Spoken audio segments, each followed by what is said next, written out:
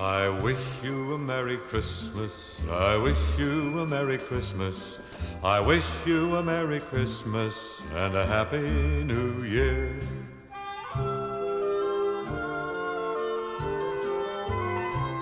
Oh, bring us some figgy pudding. Oh, bring us some figgy pudding.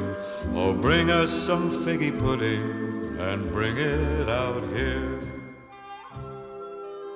5 sections.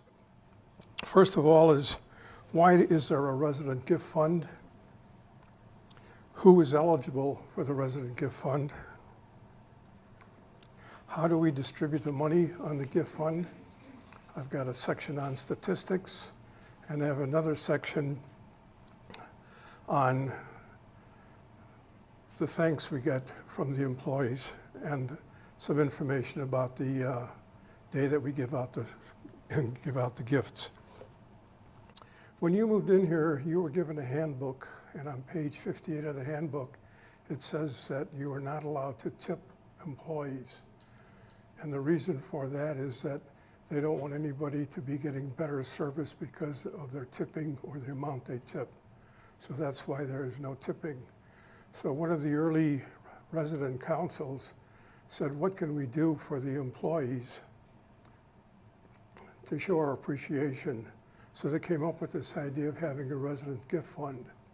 So the resident gift fund is designed by the resident council, and it is then administered by the resident council.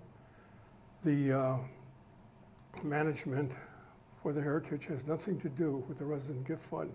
As a matter of fact, we are separated from the management from the Heritage.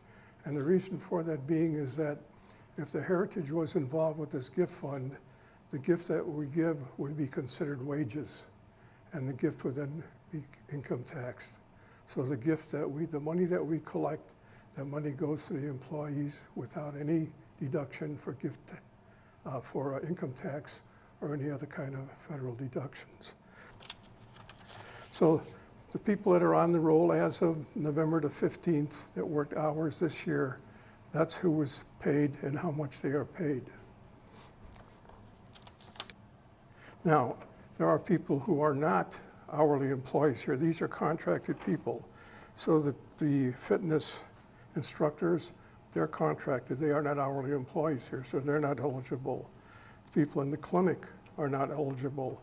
People in therapy, the people in the salon, landscaping, senior helpers, they are not hourly employees of the Heritage, so they're not included in that.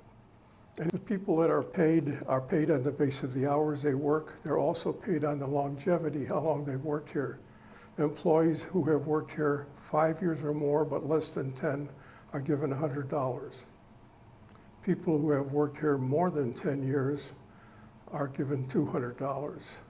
Last year there were 36 people employees that worked here between 5 and 10 years, and there were 14 that worked here more than 10 years. So out of 171 employees last year, 50 of them worked here more than 5 years.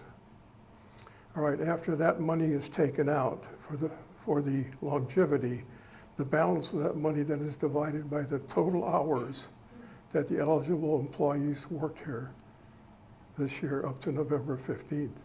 That gives you a factor of so much money per hour, which is multiplied by each employee by how many hours they worked times that factor.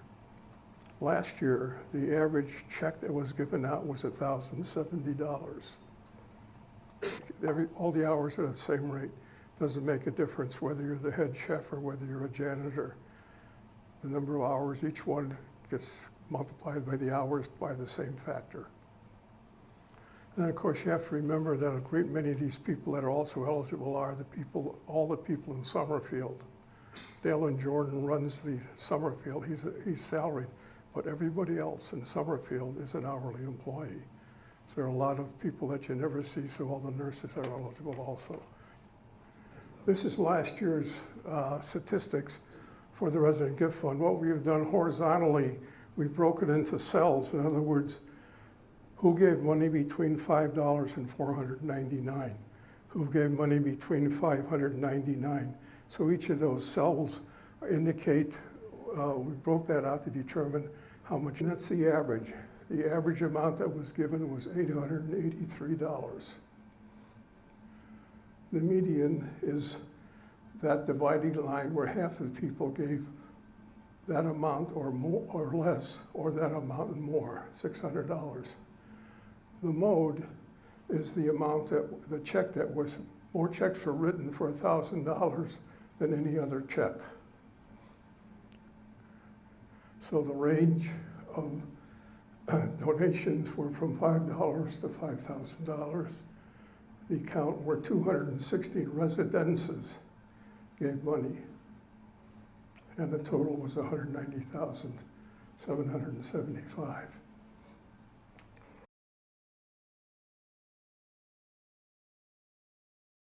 On December the 9th, Friday at 10 o'clock in the Poplar Hall, right? In Poplar Hall, excuse me. Thank you for coming.